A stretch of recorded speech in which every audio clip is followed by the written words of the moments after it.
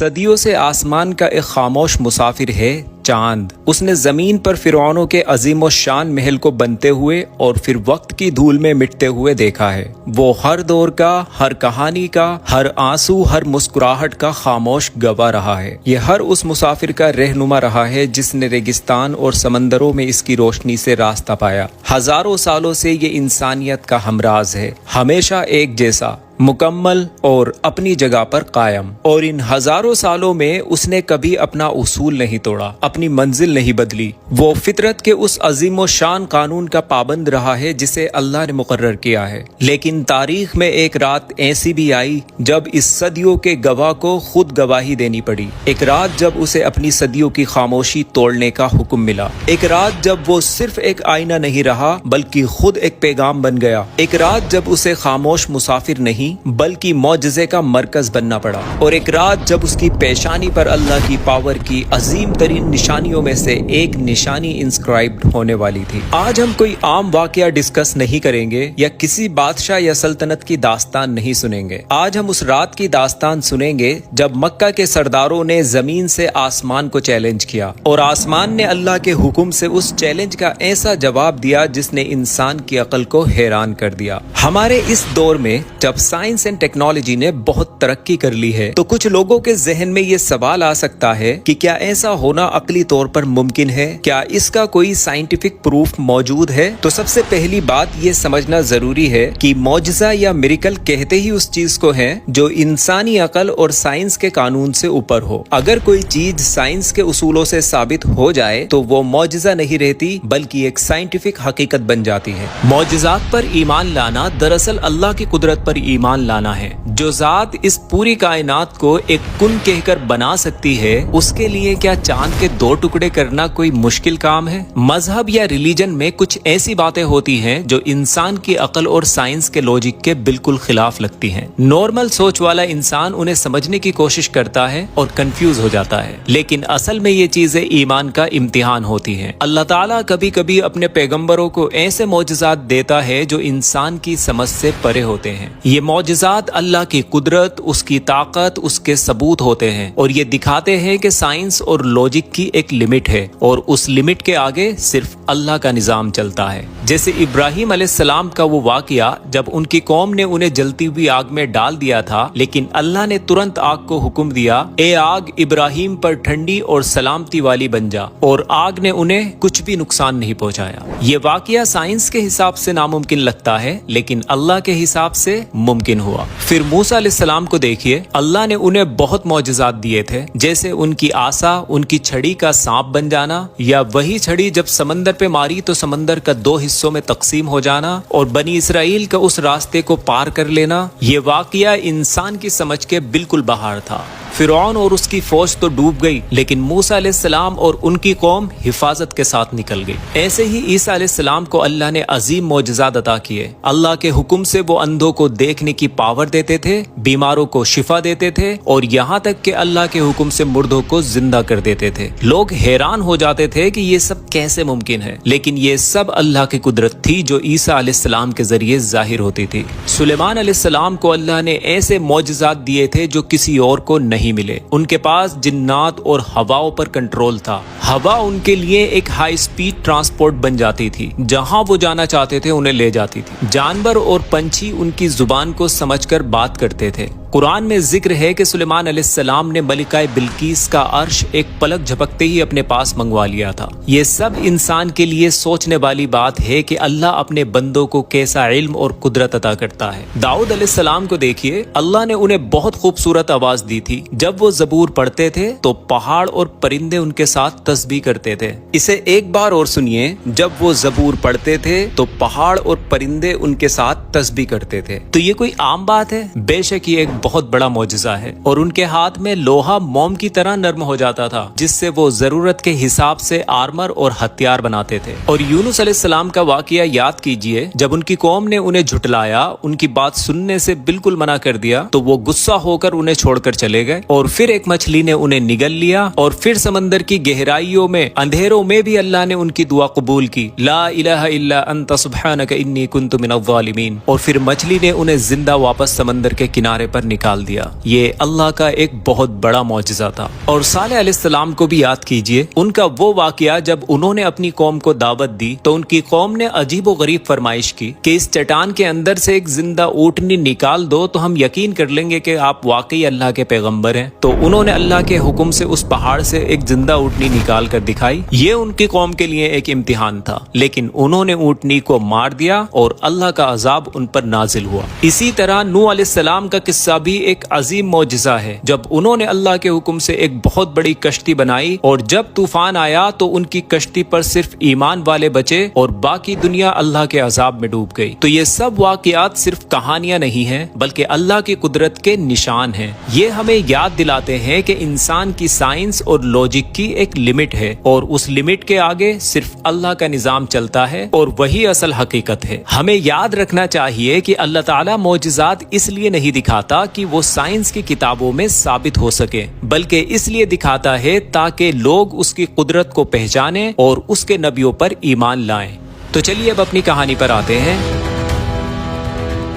اس کہانی کا سینٹر ہے مکہ، ہجرت سے 5 سال پہلے کا مکہ، عربوں کا سب سے عظیم شہر جسے اپنی شان اور تجارت پر فخر تھا۔ ہر سال ہزاروں لوگ یہاں آتے تھے اپنے بزنس کے لیے اور کعبے کا طواف کرنے کے لیے، لیکن اس شہر کی ہوا میں بت پرستی گھل چکی تھی اور لوگ ایک اللہ کی عبادت سے دور تھے۔ کعبہ جو ابراہیم علیہ السلام نے توحید کے لیے بنایا تھا اب شرک کے اندھیروں میں ڈوبا ہوا تھا۔ کعبے کے اندر اور اس کے آس پاس 360 بت کھڑے تھے، لات، عزا، منات اور بھی انگنت دیوی دیوتا۔ قریش کا پورا نظام ان بتوں کی پوجا پر ہی چل رہا تھا۔ ان کی سرداری، ان کا بزنس سسٹم، ان کی سیاست، سب کچھ اسی کے گرد گھوم رہا تھا۔ لیکن اسی شہر کی گلیوں میں ایک آواز گونج رہی تھی، ایک ایسی آواز جو اس نظام کے لیے سب سے بڑا خطرہ بن چکی تھی۔ یہ آواز تھی اللہ کے آخری نبی محمد بن عبداللہ صلی اللہ علیہ وسلم کی۔ آپ فرما رہے تھے، یا قوم قولوا لا الہ الا اللہ تفلحون،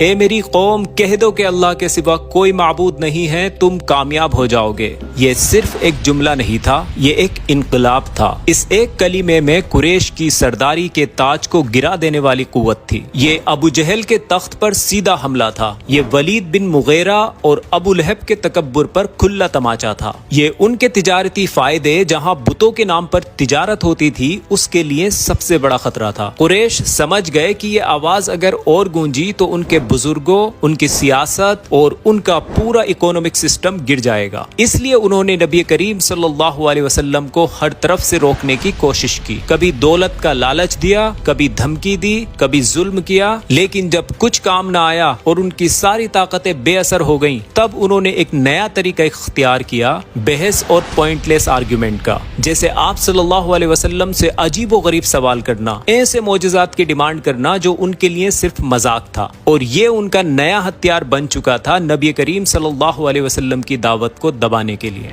پھر مکہ میں ایک رات ایسی آئی جب چاند اپنی پوری روشنی سے چمک رہا تھا اور اس کا نور مکہ کی زمین پر برس رہا تھا۔ شہر کے سارے سردار جمع ہوئے، ان کی آنکھوں میں شرارت چمک رہی تھی اور ان کی زبان پر معصومیت کے لباس میں چھپی سرکاسٹک مسکراہٹ تھی۔ انہوں نے آسمان کی طرف اشارہ کر کے کہا، اے محمد، آپ کہتے ہیں کہ آپ کا رب ہر چیز پر قادر ہے، اگر آپ واقعی سچے نبی ہیں تو اس چاند کے 2 ٹکڑے کر کے دکھائیے۔ یہ ان کا ایمان لانے کا ارادہ نہیں تھا، یہ ان کی نظر میں ایک چیک میٹ موو تھا۔ انہیں لگا کہ اس کے بعد محمد صلی اللہ علیہ وسلم کے پاس کوئی جواب نہیں ہوگا اور لوگوں کے سامنے ان کا دعویٰ ختم ہو جائے گا۔ پھر نبی کریم صلی اللہ علیہ وسلم نے ان کی آنکھوں میں دیکھا اور ان سے پوچھا، اگر میں یہ کر دوں تو کیا تم گواہی دو گے کہ میں اللہ کا رسول ہوں؟ سب نے ایک آواز میں یقین کے ساتھ کہا، کیونکہ انہیں لگتا تھا ایسا ممکن ہی نہیں ہے، ہاں ہم مان لیں گے۔ پھر آپ صلی اللہ علیہ وسلم نے اپنے ہاتھ دعا کے لیے اٹھائے۔ اب بات زمین سے نکل کر آسمان تک پہنچ چکی تھی۔ مکہ کے سرداروں نے آسمان کو چیلنج کیا تھا اور اب آسمان جواب دینے والا تھا۔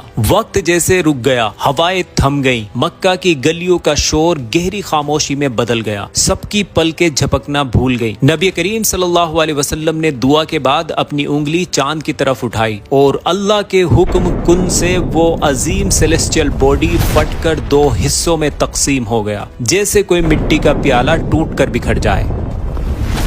اس منظر کو وہاں موجود صحابہ نے اپنی آنکھوں سے دیکھا اور پھر اسے اپنی روایت سے ہم تک محفوظ کر دیا۔ مشہور صحابی حضرت عبداللہ بن مسعود رضی اللہ عنہ اس وقت خود نبی کریم صلی اللہ علیہ وسلم کے ساتھ منا میں تھے، یعنی منا کے میدان میں موجود تھے، اور انہوں نے اس حیرت انگیز منظر کو اپنی آنکھوں سے دیکھا۔ چاند کا ایک ٹکڑا پہاڑ کی ایک طرف چلا گیا اور اس کا دوسرا دوسری طرف، اور جب یہ عظیم معجزہ ظاہر ہوا تو رسول اللہ صلی اللہ علیہ وسلم نے ان سب سے جو اس وقت گواہ تھے ایک تاریخی جملہ ارشاد فرمایا، گواہ رہنا، یعنی یہ صرف ایک منظر دیکھنے کا واقعہ نہیں تھا، یہ ایک ڈیوائن پروف تھا تاکہ آنے والی نسلیں اس پر گواہ رہیں۔ حضرت انس بن مالک رضی اللہ عنہ اس واقعے کی اور تفصیل دیتے ہیں، یہاں تک کہ انہوں نے یعنی لوگوں نے ہیرا پہاڑ کو چاند کے ان دو ٹکڑوں کے درمیان میں دیکھا۔ امیجن کیجئے چاند کے دو حصے اور ان کے بیچ میں پورا ہیرا پہاڑ صاف نظر آ رہا ہے۔ یہ کوئی نظروں کا دھوکہ نہیں تھا، یہ ایک حقیقت تھی جو ان کے سروں کے اوپر ظاہر ہو چکی تھی۔ لیکن جب انسان کا تکبر حقیقت سے ٹکراتا ہے تو وہ حقیقت کو قبول نہیں کرتا، وہ بہانے تلاشتا ہے۔ پہلے تو ان پر ایک سکتہ طاری ہو گیا، پھر جب چاند واپس جڑ گیا اور ان کے ہوش ٹھکانے آئے تو ان کا وعدہ کہاں گیا، ان کا اقرار کہاں گیا؟ ابو جہل چیخا، یہ تو کھلا جادو ہے، محمد نے ہماری نظروں پر پردہ ڈال دیا ہے۔ اور پھر اسی انکار پر اللہ تعالیٰ نے قرآن میں اپنی گواہی نازل فرمائی۔ سورہ قمر آیت 1 سے 2۔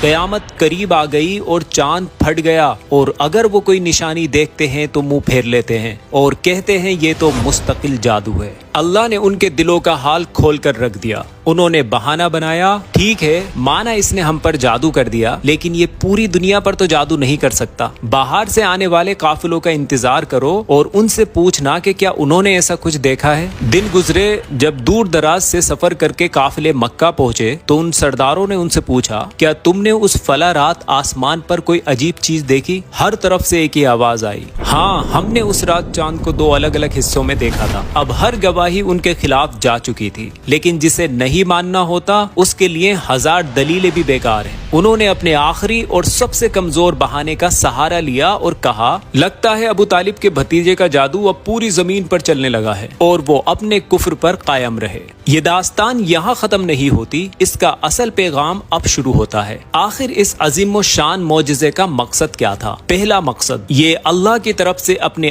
آخری نبی صلی اللہ علیہ وسلم کی تصدیق کا اعلان عام تھا، پبلک ڈکلیریشن تھا۔ دوسرا مقصد یہ قیامت کے قریب ہونے کی ایک زندہ نشانی تھی، جیسے قرآن نے کہا اقتربت الساعہ، قیامت قریب آ گئی۔ اور تیسرا مقصد یہ اللہ کی بے انتہا پاور کا ایک چھوٹا سا نمونہ تھا۔ اس کا پیغام تھا، اے انسانوں، جس رب کے اشارے پر یہ چاند پھٹ سکتا ہے، اسی رب کے ایک حکم پر یہ پوری کائنات ریزہ ریزہ ہو جائے گی، تو اس دن سے ڈرو۔ آج 1400 سال بعد بھی ہر رات جب ہم آسمان میں اس چاند کو دیکھتے ہیں تو ایک مومن کے لیے وہ صرف ایک روشنی کا گولہ نہیں ہے، وہ ایک گواہ ہے۔ وہ ہمیں اس رات کی یاد دلاتا ہے جب ہمارے نبی محمد صلی اللہ علیہ وسلم کی سچائی پر اس نے خود مہر لگائی تھی۔ یہ واقعہ ہم سے ایک سوال پوچھتا ہے، مکہ والوں نے اپنی آنکھوں سے معجزہ دیکھ کر انکار کیا، ہم نے قرآن اور صحیح حدیث سے اس معجزے کے بارے میں سنا ہے، ہمارا ریئیکشن کیا ہے؟ کیا ہم ان لوگوں میں سے ہیں جو دلیل اور نشانی کے بعد بھی شک کرتے ہیں، یا ان میں سے ہیں جو کہتے ہیں ہم ایمان لائیں اور ہم نے تصدیق کی؟ اللہ سے دعا ہے کہ وہ ہمیں صحیح سمجھ اور پختہ ایمان عطا فرمائے۔ اگر اس داستان نے آپ کے دل پر اثر کیا ہے تو اس کی گواہی کو آگے ضرور بڑھائیں۔ اس واقعے میں بتائی گئی باتیں زیادہ تر قرآن، تفسیر اور صحیح حدیث سے لی گئی ہیں۔ اگر اس میں کوئی غلطی ہوئی ہے تو یہ میری کمی ہے۔ اللہ اور اللہ کے رسول کا دین تمام غلطیوں سے پاک ہے۔